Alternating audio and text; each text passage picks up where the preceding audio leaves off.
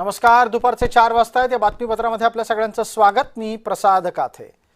पहिली बातमी आहे ती बकरी ईदच्या निमित्तानं होत असलेल्या संघर्षाची आणि वादाची. भारतीय जनता पार्टीच्या नगरसेविका प्रीती साटम यांना धमक्या मिळतात.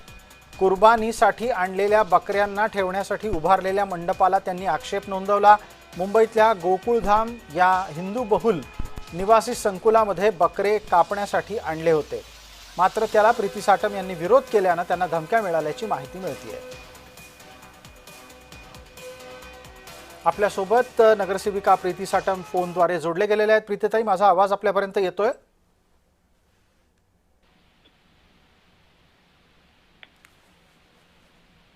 प्रीती साटम आपल्यासोबत फोनवर आहेत. माझा आवाज येतोय का आपल्याला प्रीतीजी?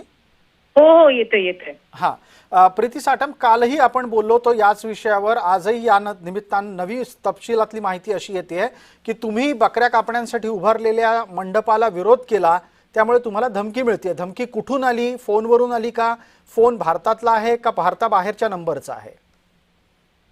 ते शोधावं लागेल, कारण फोन कॉल आणि व्हॉट्सअप कॉल वगैरे येत आहेत. सोशल मीडियातनं काही असे मेसेजेस येत आहेत आणि ते शोधावं लागेल की कुठला नक्की फोन येतात आणि काय येतात ते.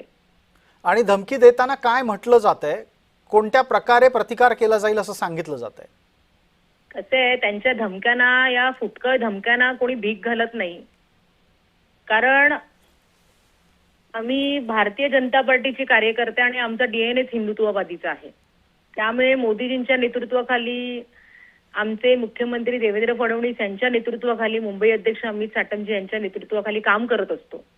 त्यामुळे ज्या पद्धतीने खुल्या जागेवरती जो बकऱ्या कुर्बानीचा विरोध केला आम्ही, ते बेकायदेशीर काम करण्यासाठी आम्ही कायद्याने विरोध केलेला आहे. त्यामुळे जर कोणाची हिंमत असेल तर त्यांनी समोर येऊन धमक्या द्याव्या, समोर येऊन बोलावं. अशा फुटकळ धमक्यांना फोन करून, मेसेज करून काही होणार नाहीये आणि आम्ही काही भीक घालणार नाहीये त्याला मी. आणि जसे माझं काम आहे ह्याच्या पुढे सुद्धा त्याच पटीने, त्याच्या 4 पटीने करत राहणार आहे. जी प्रीतीजी, आता राज्यामध्ये आपलं सरकार आहे, गृह विभाग सुद्धा आपल्याच पक्षाकडे आहे. तुम्ही पोलिसांना तक्रार केली आहे का? हो, आता म्हणजे आजच मी पोलिसांकडे तक्रार करणार आहे, दिंडोशी पोलीस स्टेशनमध्ये. ते ह्याच्यासाठी की हे नक्की कुठला फोन येत आहेत आणि कशाचा, म्हणजे घाबरणं किंवा हे आपल्यात बसतच नाहीये. पण ते समोरासमोर येऊन त्यांनी करणं हेच अपेक्षित आहे. म्हणून आम्ही एक जस्ट देऊन ठेवते ते कुठना आलेत, काय आलेत फोन. ठीक आहे, खूप खूप धन्यवाद या आपल्या प्रतिक्रियेसाठी.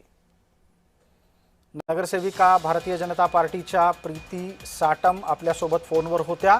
आता आपण दृश्यांमध्ये जे बकरे पाहतो आहोत त्यांच्या आजूबाजूला असलेला मंडप हा निवासी संकुलामध्ये बकरे कापण्यासाठी उभारल्याचा त्यांनी विरोध केला. तिथून हे प्रकरण सुरू झालंय.